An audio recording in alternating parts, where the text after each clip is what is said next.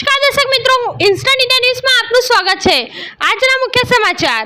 સરકારી અધિકારીઓના કારણે આદિવાસી જનતા હેરાન થવા માટે મજબૂર। છોટાઉદેપુર જિલ્લાના નસવાડી તાલુકામાં બગલિયાથી તાળકા છેલ્લા જવાનો માર્ગ એકદમ બિસ્માર હાલતમાં। તાલુકા સદસ્ય બગલિયા બેઠકના જાતે ગ્રામજનોની મદદ લઈને છેલ્લા 5 વર્ષથી માર્ગનું કામ કરાવે છે।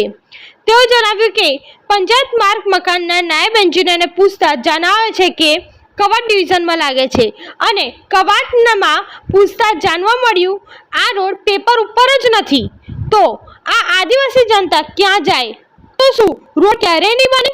ગ્રામજનોની માંગ છે કે ઉચ્ચ અધિકારીઓ દખલગીરી કરીને રોડ બનાવવાના પ્રયત્નો કરે અને આદિવાસી જનતાની તકલીફ દૂર કરે। નસવાડીથી ચિરાગ ગુપ્તાનો રિપોર્ટ। ધન્યવાદ।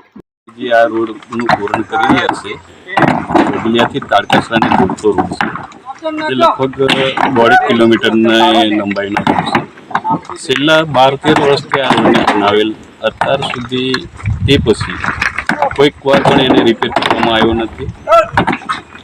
રોડ એવો છે કે ચોમાસા દરમિયાન દર વર્ષે પાણી રોડ પર આવી જાય એટલે એકદમ ઓછું થઈ જાય, 3 થી 4 ફૂટના ખાડા પડી જાય છે, જેને અમે છેલ્લા 5-6 વર્ષથી ગામજનો યુવા મિત્રો બધા ભેગા થાય અને ટ્રેક્ટરથી 8-10 ટ્રેક્ટર અમે દર વર્ષે પથ્થર નાખીએ છીએ અને ઉપર માટી નાખી પૂરણ કરીએ છીએ।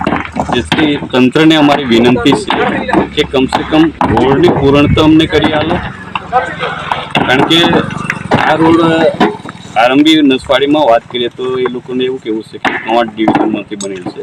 કવાંટ વાત કરીએ તો કે આ રોડ કોઈ રેકોર્ડ પર છે જ નહીં એવું બોલવામાં આવે છે। જેથી અમે આ વિડીયો દ્વારા એવો મેસેજ પહોંચાડવા માંગીએ છીએ કે કોઈ બી જગ્યાએથી પણ અમને આ રોડ મંજૂરી મળે અને આ રોડને ડામર લગાડવાથી રહે એવું શક્ય નહીં, કારણ કે કોતર પર રોડ બનેલ છે, જેથી કરીને લગભગ 1 કિલોમીટરનો